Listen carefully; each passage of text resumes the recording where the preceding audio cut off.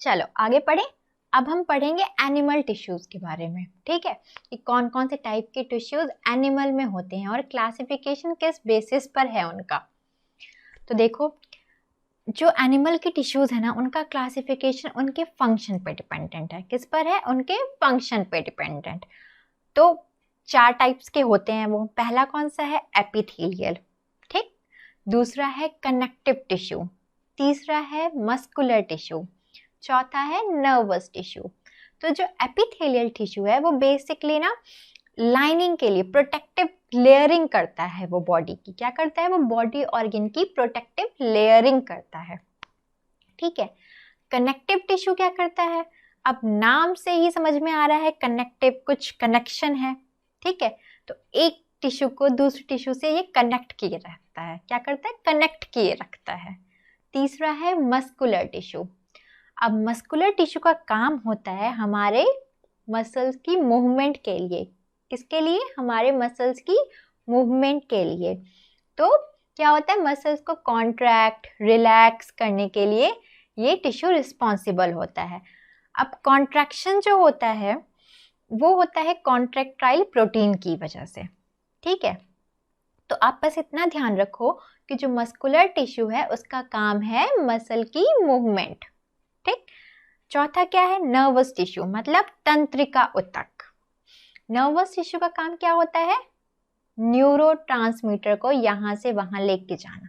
जो हमारी बॉडी में सिग्नल्स जनरेट होते हैं ना, मैसेज जिन्हें हम कह रहे थे अभी तक, तो वो जो मैसेज होते हैं वो इलेक्ट्रिकल इम्पल्स जैसे कुछ करंट की तरह दौड़ते हैं वो बॉडी में, ठीक। ये बॉडी में कौन लेके जाता है? ये नर्वस टिश्यूज लेके जाती है। कहाँ तक? ब्रेन तक। तभी हमारी बॉडी एक्ट करती है। चलो फिर एक एक करके हम सारे टिश्यूज को अच्छे से पढ़ेंगे। ये देखो, पहले एपिथेलियल टिश्यू कैसा दिखता है।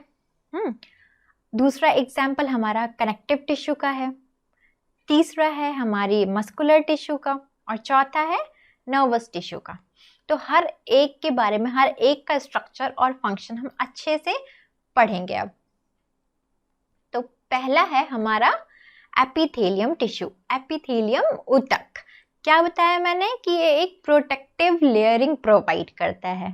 क्या करता है? प्रोटेक्टिव लेयरिंग प्रोवाइड करता है, ताकि बाहर की कोई भी चीज ना अंदर में एकदम से पेनिट्रेट या घुस ना जाए।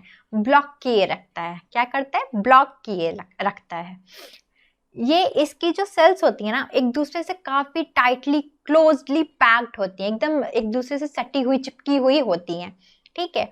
और इनका कॉन्टिन्यूअस लेयर होता है, मतलब एक के बाद एक के बाद एक, ऐसे कॉन्टिन्यूअस लेयर होता है। अब इनका इंट्रासेलुलर स्पेस मैंने बताया ना क्लोजली पैक्ड होता है, इंट्रासेलुलर स्पेस भी कम होता है, तो ये थोड़ा स्ट्रांग होती हैं, ठीक है। अब जो इस एपिथेलियल टिश्यू है वो कैसी दिखती हैं और क्या फंक्शन है, इस बेसिस पे वो 3 तरीके से डिवाइड हुई हैं। पहला है सरल शल्की, मतलब सिंपल स्क्वैमस, ठीक। दूसरा होता है कॉलमनर एपिथेलियम, मतलब स्तंभाकार, और स्तंभाकार में ही हम सीलिएटेड कॉलमनर एपिथेलियम भी पढ़ेंगे। और तीसरा है घनाकार, मतलब क्यूबॉइडल। क्या? क्यूबॉइडल। चलो सब देखो, ये जो सिंपल स्क्वायमस है वो कैसा दिख रहा है? वो कुछ फ्लैट दिख रहा है, चिपटा सा दिख रहा है। उस पे ना सिंगल लेयर होता है। क्या होता है? सिंगल लेयर होता है टिश्यू का। दूसरा जो घनाकार, सॉरी स्तंभाकार है, वो एक्चुअली जो स्तंभाकार है वो थोड़ा आपको कॉलम जैसा दिखाई दे रहा है। कैसा दिखाई दे रहा है? कॉलम जैसा, है ना। बड़े बड़े ट्यूब्स जैसे दिखाई दे रहे हैं, जिनकी हाइट ज्यादा है और चौड़ाई कम है। तो वो कौन से हैं? हमारे स्तंभाकार। और जिस स्तंभाकार पे हेयर जैसे प्रोजेक्शन होंगे वो होते हैं सीलिएटेड।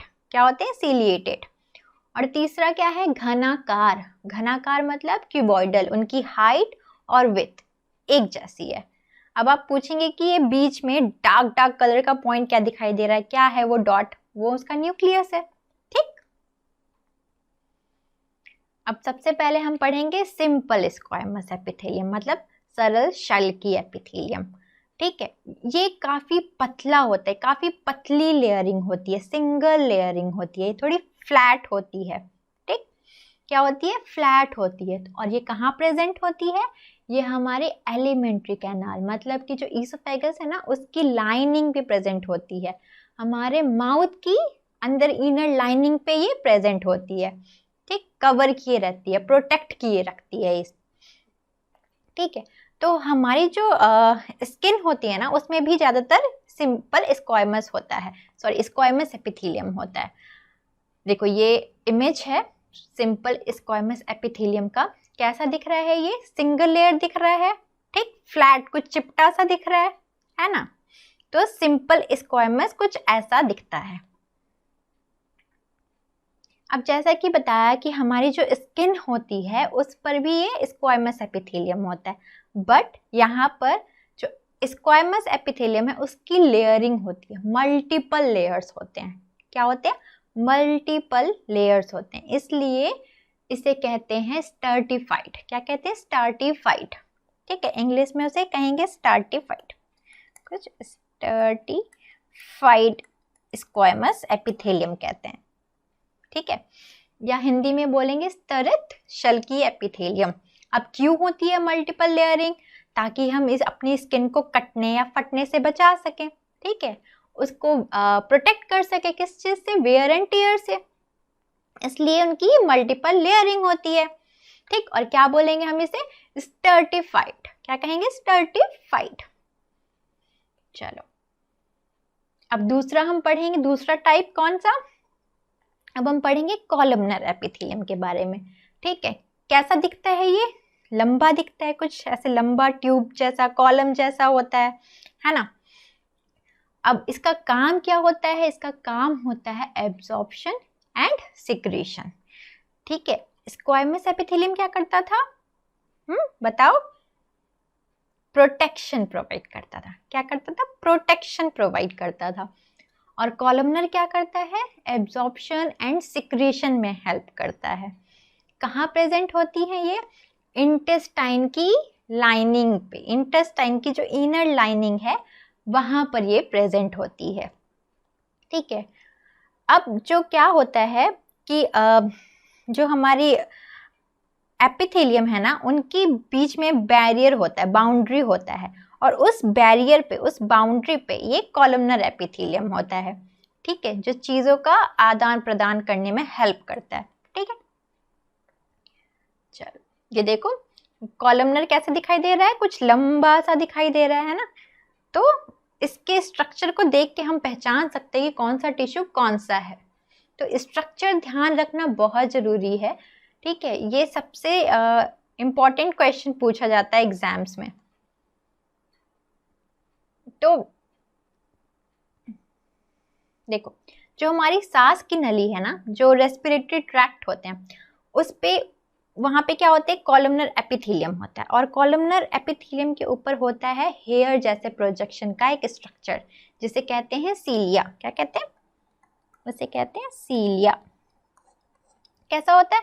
जैसे मान लो ये हमारा क्यूबॉइडल एपिथेलियम है, उसके ऊपर ना कुछ ऐसे हेयर जैसे स्ट्रक्चर होता है, तो इसे कहेंगे हम सीलिया, सीलिएटेड कॉलमनर एपिथेलियम। और वो ना कुछ ऐसे वेव्स की तरह मूव करता है। क्यों मूव करता है? अब रेस्पिरेटरी ट्रैक्ट में है तो म्यूकस होता है वहां पर। म्यूकस कहाँ से आता है? म्यूकस मेम्ब्रेन, उस म्यूकस को कुछ चिपचिपा सा पदार्थ सिक्रीट होता है। ठीक है, उस म्यूकस को वो क्या करता है? सीलिया आगे की तरफ पुश करता है, जिसकी वजह से एयर पैसेज जो होता है वो क्लीन हो सके, क्लियर हो सके। ठीक है, ताकि हम अच्छे से सांस ले सकें। तो इसका यही रोल है। ठीक है, ये देखो जो सीलिएटेड है कैसा दिख रहा है? कुछ हेयर जैसा दिख रहा है। और क्या काम करता है ये आपका रेस्पिरेटरी ट्रैक्ट में म्यूकस को आगे की तरफ पुश करता है, ताकि क्या हो सके? एयर पैसेज क्लियर हो सके, है ना? सांस लेने में दिक्कत ना हो, कोई डस्ट या फिर कोई भी फॉरेन पार्टिकल्स वहां पर ना हो।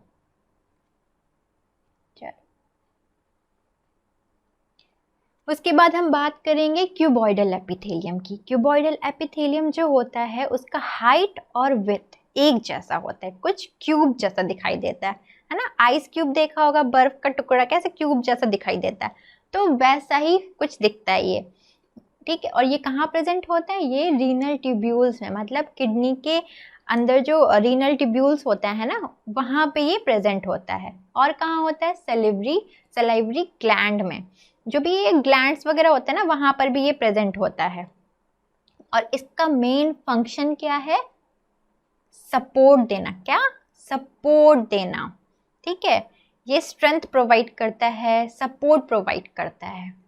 तो याद रखना कि स्क्वैमस एपिथेलियम का काम है प्रोटेक्शन देना। क्या, प्रोटेक्शन। दूसरा हमने क्या पढ़ा, कॉलमनर, वो क्या कर रहा था, एब्जॉर्प्शन एंड सिक्रीशन। तीसरा है क्यूबॉइडल, मतलब घनाकार, क्या काम है, सपोर्ट प्रोवाइड कर रहा है, ऑर्गन्स को ये सपोर्ट देता है। अब कभी कभी क्या होता है, जो ये एपिथेलियम टिश्यूज होती है ना, उसका कुछ पार्ट, कुछ भाग अंदर की तरफ मुड़ जाता है और एक मल्टी सेलुलर ग्लैंड बना लेता है, ठीक। उन्हें कहते हैं ग्लैंड्यूलर एपिथेलियम, या फिर कह सकते हैं ग्रंथिल, ठीक। ग्रंथिल एपिथेलियम या फिर ग्लैंड्यूलर एपिथेलियम, ठीक है। जैसे हमारा टीयर ग्लैंड होता है, स्वेट ग्लैंड होता है ना। क्या काम करता है, टीयर ग्लैंड का काम होता है टीयर सिक्रीट करना, स्वेट ग्लैंड क्या करता है, स्वेट सिक्रीट करता है। तो इस एपिथेलियम का काम क्या है, सिक्रीशन। क्या काम है, सिक्रीशन, ये सिक्रीट करता है। अब देखो, ये कुछ स्ट्रक्चर के बेसिस पे आपसे क्वेश्चन पूछे गए हैं कि बताओ कौन सा टिश्यू, आखिर कौन सा, स्ट्रक्चर के बेसिस पे आपको पहचानना है। तो बताओ, ये पहला वाला क्या है, सोचो। पहला वाला है हमारा पैरेन्काइमा, है ना, पैरेन्काइमा। कैसे पता चल रहा है, देखो इसके बीच में जो इंटरसेलुलर स्पेस है वो काफी ज्यादा है ना, दो सेल के बीच में जो स्पेस है काफी ज्यादा है, तो ये है हमारा पैरेन्काइमा। दूसरा कौन सा है, ये कौन सा है, अभी अभी पढ़ा हमने, कुछ लंबा दिखाई दे रहा है ना, ये है कॉलमनर एपिथेलियम। क्या है ये, कॉलमनर एपिथेलियम। तीसरा कौन सा है बताओ, कुछ किसी की मूवमेंट वर्टिकल हो रही है ना, शायद वाटर या मिनरल है जो वर्टिकली जा रहा है नीचे से ऊपर की तरफ, तो क्या है ये जाइलम है हमारा। क्या है, जाइलम। ये क्या है, ये इसके बारे में हम आगे पढ़ेंगे, ये हमारा कनेक्टिव टिश्यू है, ठीक है, कनेक्टिव टिश्यू है। ये देखो, ये क्या है, इसमें कुछ बाई डायरेक्शनल है ना, कुछ ऊपर भी जा रहा है कुछ नीचे भी जा रहा है, तो शायद फूड का ट्रांसपोर्टेशन हो रहा होगा इसमें, है ना। ये फ्लोएम है। क्या है ये, फ्लोएम। और ये क्या है, ये लंबा लंबा जो दिख रहा है ये क्या है, ये स्क्लेरेन्काइमा है। इन सब के बारे में, इन सब का स्ट्रक्चर हमने अभी अभी डिस्कस किया।